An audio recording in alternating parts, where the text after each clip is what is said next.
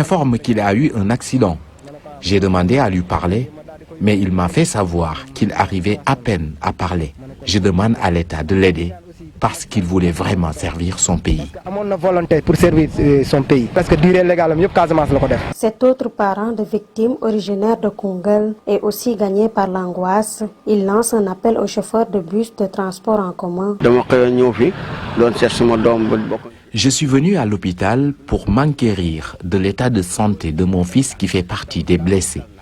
Je demande aux chauffeurs d'éviter les excès de vitesse. Ils doivent respecter le code de la route. Les 35 corps sans vie des 40 personnes décédées dans cet accident ont été identifiés et remis à leurs proches. Une information du gouverneur de Kaffrine, William Manel.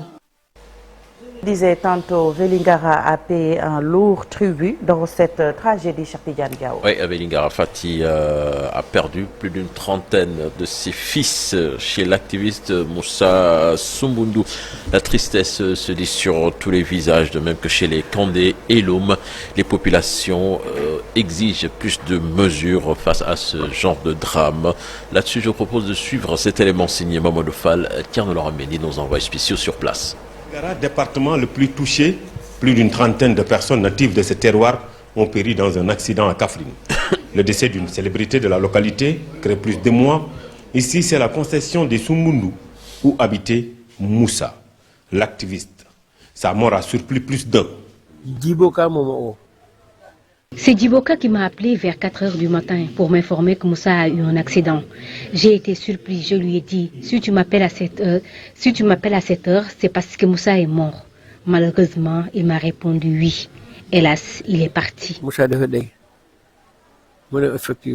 Nous avons assisté à 2 jours, une journée très mémorable, très dure pour le département de Vélingara, précisément dans la commune de Vélingara.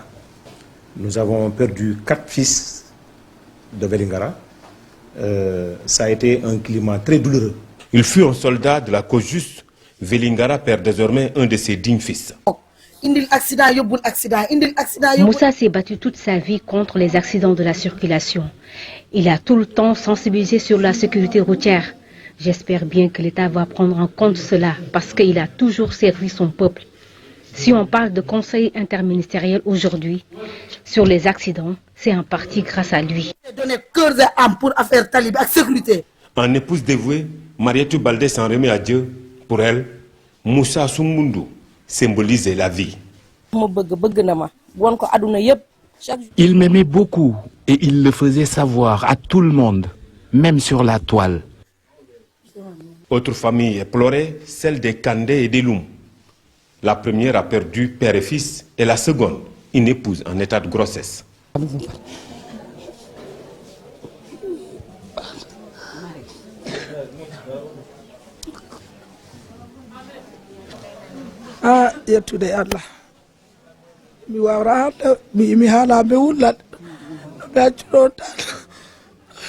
C'est terrible, mais on rend grâce à Dieu. On est des croyants. Si ça dépendait que de nous, vraiment, elle n'allait pas partir. Parce que je ne dis pas qu'elle est la meilleure au monde, mais elle fait partie des meilleures femmes. Pour Amadou Kandé, son père voulait assister à son mariage du dimanche. Je devrais me marier ce dimanche passé, donc il ne voulait pas me dire qu'ils vont venir, parce que s'ils me disaient qu'ils vont revenir, pour ça je voulais dire qu'il faut retourner. Et on a parlé au téléphone le jeudi. Je lui ai dit, ça va, il m'a dit le samedi, je vais récupérer parce qu'il était parti se soigner. À Dakar, il avait un problème de maladie sur son ventre, il devrait faire une opération. Vélingara pleure ses morts. Les populations prient pour que de telles choses ne se reproduisent plus au Sénégal. Elles ont toutes rendu un vibrant hommage à celui qui se battait pour la sécurité routière. Pensez pieuse Modoufal à toutes ces victimes et puis nous parlons de tout à fait autre chose. Cheikh Tidiane Diao, Papa Lénian bénéficie d'une liberté provisoire assortie d'un contrôle judiciaire. Une remise en liberté provisoire avec 4 conditions. Il s'agit de l'émargement, le premier de chaque vendredi de chaque mois, de la remise du passeport dans un délai d'1 semaine, de l'interdiction de sortie du territoire national, de s'abstenir d'aborder de manière directe ou indirecte en public ou par tout autre moyen de diffusion la présente procédure en cours. Et puis gestion Covid-19, le rapport de la Cour des comptes transmis au procureur. 12 personnes sont visées comme le recommande le rapport de la Cour du compte, comme souligné donc à la une du quotidien Busby le jour. Puis retenez que le Premier ministre Amadou Ba a recevé ce mardi des partenaires techniques et financiers du G50. Il affirme que toutes les recommandations mentionnées dans le rapport seront prises en compte et si toutefois les faits sont avérés, des sanctions sont prévues. Compte rendu signé Fatimata Touré avec les images de Alioune Diagne. Le rapport de la Cour des comptes a occupé une place de choix dans les échanges entre la primature et les partenaires techniques et financiers. Une rencontre qui intervient dans un contexte marqué par le supposé scandale à la gestion des fonds Force Covid-19. Devant les bailleurs de fonds réunis au sein du G50, le Premier ministre rassure. La Cour des comptes a mis le temps qu'il fallait pour analyser et formuler des recommandations. Le gouvernement exploite le rapport en vue de le mettre en œuvre de la meilleure manière dans une ligne de temps. Il y a une grande sensibilité des citoyens à la qualité des services publics et à son évolution. C'est ainsi que je puis comprendre la forte passion exprimée par une certaine partie de la population pour engager rapidement des poursuites contre les auteurs des faits présumés de faute de gestion. Je pense que cette passion du reste normal exprime un besoin de justice sociale. Amadou Ba a réitéré l'engagement du gouvernement pour une gestion vertueuse, mais également une réédition des comptes. Quels que soient les montants sur lesquels portent les manquements, la dilapidation de ressources publiques constitue toujours un acte extrêmement grave et de surcroît en temps de crise sanitaire. De telles pratiques, si elles sont avérées, heurtent l'éthique et n'honorent pas notre administration. Les partenaires techniques et financiers, pour leur part, se disent rassurés. Nous avons été rassurés par toutes les interventions de son Excellence le Premier ministre, qui nous a fait part, non seulement à travers le rapport de la force Covid délivré donc par la Cour des comptes, de sa détermination et son engagement à travailler non seulement à la mise en œuvre des recommandations qui ont été mises en évidence par ce rapport, et cela dans le cadre de la transparence, de la redevabilité et de la réédition des comptes. Rappelons juste que le rapport de la Cour des comptes a suscité une vague d'indignation dans le pays. Le gouvernement a promis de donner suite aux recommandations et souligne que des sanctions sont prévues si les faits sont avérés. Alors, merci Fatima Touré. Fatih, c'était donc là l'essentiel de l'actualité nationale de ce matin. Merci beaucoup, cher Tidjane. Prochain rendez-vous d'information, ce sera à 7h10. Tout de suite, la page internationale présentée par Ibou Diouf.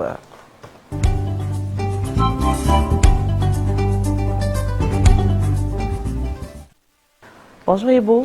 Bonjour Sokhna Fati, à nos très chers téléspectateurs qui nous suivent en ce moment. Bonjour également à toute la team. Je suis ravi de te retrouver sur ce plateau. Plaisir partagé Sokhna Fati. Et puis, maa ngi fi rek. alors waa Gambia. ñëpp a ngi sant ñëpp a ngi leen di nuyu di leen bëggee laaj nañ ma ñëpp quoi. Et le séjour, ça a été?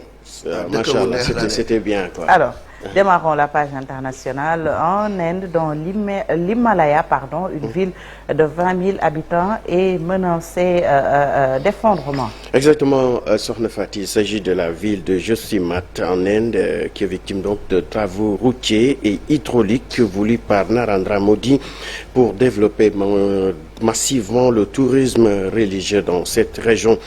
Josimat donc est en perdition et cette ville située sur une pente à peu près 1900 mètres d'altitude dans l'Uttaranka au cœur de l'Himalaya indien menace littéralement de s'effondrer en raison d'un affaissement de terrain. Au total, 678 maisons, hôtels et hôtels présentent déjà d'énormes fissures qui s'agrandissent. Chaque jour, en Grèce, l'ancien roi Constantin II est mort à 82 ans. Au pouvoir avant le rétablissement de la République en 1974, donc est mort hier mardi. Il était âgé de 82 ans, a annoncé la chaîne publique grecque ERT. L'ex-souverain, cousin du roi Charles III et parrain du prince William, donc, est décédé d'une attaque cérébrale.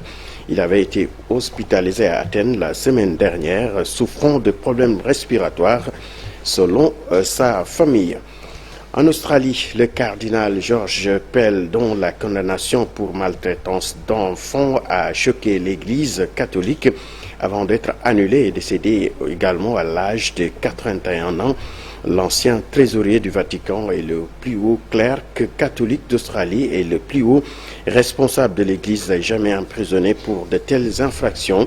Le cardinal Pell a été archevêque de Melbourne et archevêque de Sydney, puis il était devenu l'un des principaux assistants du pape. Au Pérou, la présidente péruvienne Dina Boluarte ainsi que plusieurs hauts responsables font l'objet d'une enquête préliminaire pour génocide après la répression meurtrière des manifestations contre le pouvoir annoncé hier. Le parquet, de son côté, le gouvernement a décrété un couvre-feu de 3 jours dans la région de Puno, épicentre des protestations. La procureure d'État Patricia Benavides a décidé d'ouvrir ainsi une enquête préliminaire contre la présidente. En France, un tiers des anciens ministres d'Emmanuel Macron ont rejoint donc le privé. Selon les calculs du Monde, 24 des 65 personnes qui avaient un portefeuille ministériel entre 2017 et 2022 occupent désormais des fonctions dans le privé, avec une prédilection pour le conseil après la start-up Nation en politique.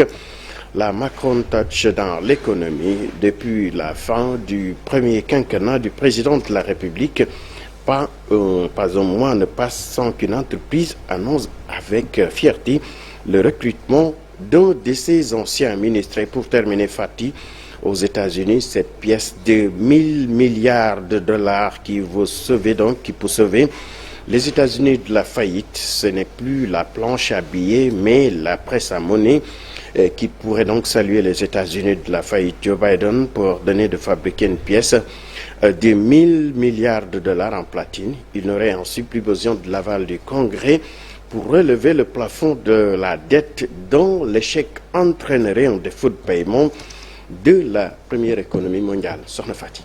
Merci beaucoup Ibou Diouf. À tout à l'heure également pour la version Wolof. Tout de suite, Café Presse, Café Court avec Cheikh Bouyangoné.